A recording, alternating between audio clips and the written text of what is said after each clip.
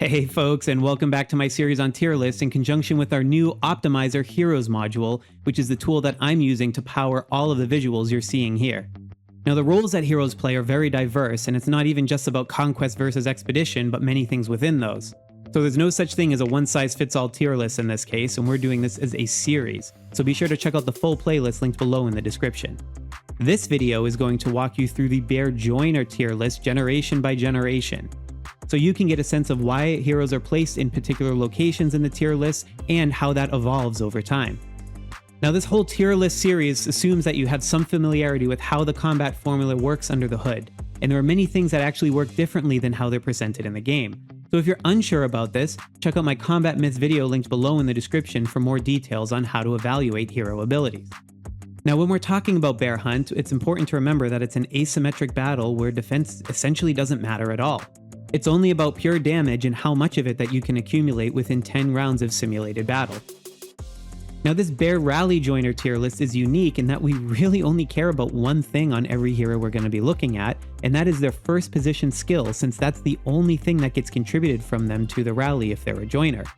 And that means in addition to the individual skill that they're bringing, we have to consider how it stacks with other hero abilities that are likely to be present in the rally at the same time, both from other joiner heroes as well as from the rally leaders heroes. Now there's an entire rabbit hole we can go down in terms of understanding the damage formula for combat as well as how joiner heroes work under the hood, which is covered in that Combat Myths video. But the most important takeaway is that abilities with similar skill codes stack with each other additively, while abilities with different skill codes stack with each other multiplicatively. And sometimes the skill codes don't always match the description, but I have another video on that you can check out if you're curious. And finally, before we dive in, a special thanks to Frack of the Frackinator tool for all of his help in testing and finalizing this tier list, as well as all the general research he's done on heroes and troops and abilities and all of that related stuff. Alright, but back to why you're here. Let's start off with the tier list in Generation 1. Now Generation 1 is pretty bimodal. There are 4 heroes that have abilities that are useful for Bear Hunt, and all the other heroes have joiner abilities that do absolutely nothing since they're either defensive or growth abilities. Amadeus is one of those 4 heroes, but if you have him and this ability I'm showing on screen, then you should probably be using him as a Bear Rally leader for your own rally.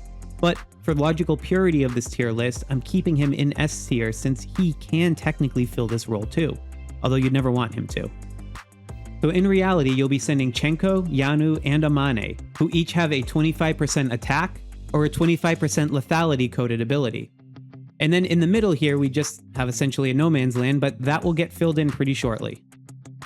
Now Generation 2 brings us Hilda, who has a half useful ability for Bear Hunt. And by that I mean 15% of the ability split goes to boost attack, while the other 10% boosts defense, which again doesn't really matter in this game mode. So I'm putting her at A tier now due to the lack of other options to choose from. She's obviously not as good as the other 25% heroes we just talked about, but she's better than an empty hero slot, so some alliances may choose to allow her. Just do it sparingly so you aren't preventing the better heroes from giving their abilities to the rally. Now as I mentioned in my hidden hero abilities video linked below in the description, Zoe's first skill does not work on Bear Hunt despite being an offensive ability. Check out that video to understand why, but for this it means here that she goes in at D tier just like the other no impact heroes. And then we have Marlin to round out Generation 2. Now Marlin's ability is good enough on its own. A 40% chance of 50% damage increase has an expected value of 20% damage, which is below that 25% benchmark for S tier, but still slightly better than Hilda. But the problem is that as a percent chance based ability, it does not stack with itself. And since Marlin is an amazing Bear Rally leader, which you can see in the Rally Leader video, he is likely to already be in the rally during this generation. So for now, we put him at D tier to avoid sending him and wasting a slot for a hero ability. So now we get to Generation 3 and we'll start out with Petra. Despite Petra being a great Bear Hunt leader and having an amazing joiner ability for rallies in a vacuum, it does not stack despite what recent rumors suggest. And we tested it and confirmed it didn't stack in that same hidden hero abilities video linked below in the description. So despite an otherwise amazing first ability, she will almost always be present in most Bear Hunt rallies as an amazing leader, which means sending her as a joiner wastes the skill slot. This generation also brings us Eric, who goes straight into the D tier as he brings a defensive ability that has no effect on Bear Hunt. And that finally leaves us with Jaeger, who has a really weird first ability. It's a percent-based one, so it does not stack, and even though the math works out to an expected value of 24%, the weird multi-turn application undercuts it for him in a 10-turn bear hunt, meaning its actual effect would be even less. I put him at C tier since it's not a complete waste of a slot, and the likelihood of already seeing Jaeger in a rally is low since he's a terrible bear hunt leader, but you should definitely be using the higher tier heroes that are much more easily accessible anyway. And at this point, I'd like to give a special thanks to my Sloth Squad channel members whose continued support helps make this sort of work possible. Check out the link below in the description to join, as well as learn how you can leverage your in-game spend to support my channel. So that brings us to Generation 4, and I'm going to start out with the easy ones. Elcar goes straight into D tier since he has a defensive ability, pretty straightforward. Margot is also pretty straightforward in that she is a fantastic bear hunt joiner, since she brings another 25% attack up ability, just like Amane. Now Rosa is a bit more of a complex one. She's a bear hunt leader for sure, and you'll likely be using her there instead of joining if you have her. That said, she does have a unique joiner ability which is completely mislabeled in its in-game description. It actually is coded as a lethality bonus. It uses a different skill code, and surprisingly, despite the percent-based chance, this one actually stacks. To see more about that, again, check out that Hidden Hero Abilities video linked below in the description. So because it stacks and actually provides an effective 20% offensive power increase, we had to put her in at A tier and bump down Hilda's 15% bonus to B tier. And to be clear, if you've seen a tier list for bear joiners anywhere else, this will be a huge point of disagreement with just about any other tier list I've seen, but we still feel pretty confident making this call because we've done the testing to back it up. In any case, let's get on to Generation 5. Now Generation 5 brings Vivian, which is another 25% offensive ability, and it has a different skill code than many of the other S tier heroes. And enemy damage taken up is a fairly rare one, and therefore it has a good chance to multiply with the other skill codes of the other heroes that you see here. Generation 5 also brings Long Fei, who we're going to put into D tier because, again, it's a defensive ability and has no impact as a bear hunt joiner. Now Thrud's a little bit more tricky in that she provides a 15% damage up to infantry and archers, and she can therefore sort of get away with it because archers are dealing most of the damage, but this makes her objectively worse than Hilda's 15% bonus to all troops, and therefore she's going in at C tier in our tier list. Now for you observant viewers, you may have noticed that Marlon has actually moved up from D to C tier in Generation 5. By the start of Generation 5, everyone's basically finished building Rosa from the roulette wheel in Generation 4, and she therefore starts to replace him in the archer slot for the bear hunt rally leader. This means Marlon's skill is significantly less likely to be found in the rally lead role, and therefore, since it still provides some benefit, we have to put him back up to C tier. Again, this is more for intellectual purity at this point because you should have access to plenty of other options and not need to use him in any way. So Generation 6 is going to be a bit more straightforward. We have Triton, who has a defensive ability and therefore goes in at the D tier. And then we have Sophia, who also has a defensive ability and therefore goes in at the D tier, since neither of these heroes have any effect on bear hunt joining and essentially waste a hero slot. And then we have Yang to round out the generation. She's a bit more interesting with her ability as it's a damage up skill code and it is not probability based, therefore it can stack with other joiners, but given the timing of the ability, it only ever triggers for 2 out of the 10 turns in bear hunt, which means its expected value is actually only 20% of that 100% increase shown in the skill when calculating bear damage. So this puts her on par with Rosa and higher than Hilda, and therefore she slots in at A tier.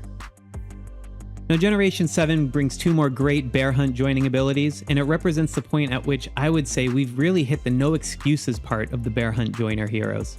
And what I mean by that is since heroes all the way up to Generation 5 are freely available in the gold key loot pool, there's really no excuse to be sending a suboptimal bear joiner in a rally. And therefore you can see that a lot of these bear hunt joiner heroes have been bumped down a tier.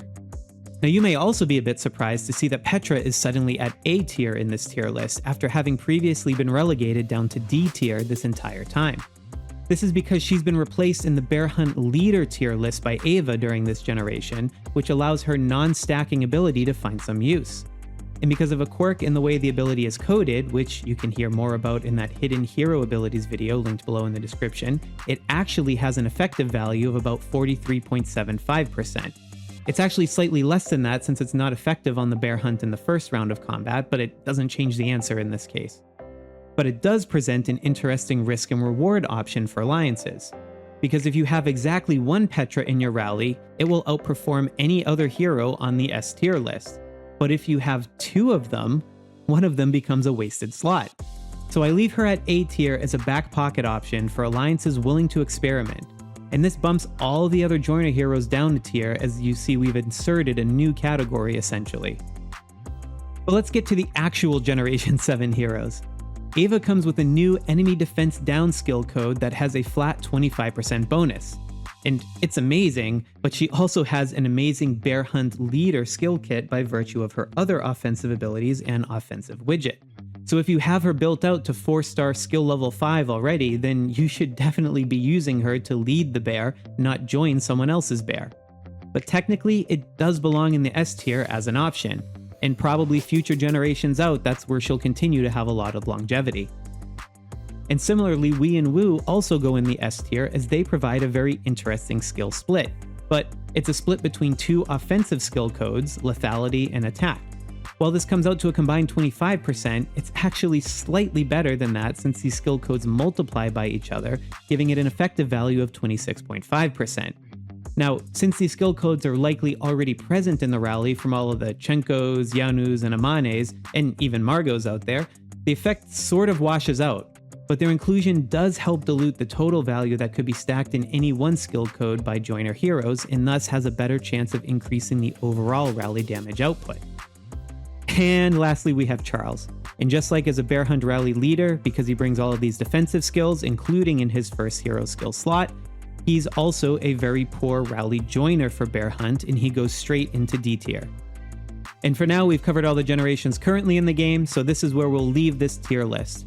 And we'll continue updating it on the website as we discover new things about hero abilities and testing, or as future generations come online. A special thanks to Katarina, who runs the Kingshot transfer chat Discord, for coming up with the initial hero card concept that you see throughout the site. If this tier list video has been helpful to you, then please check out the rest of the hero tier list playlist linked below in the description, and be sure to like, subscribe, and hit the bell icon to stay up to date with the latest Kingshot content. 4 out of 5 of you watching are not yet subscribed, and it really helps the channel if you do. So thanks again for watching, and happy gaming out there.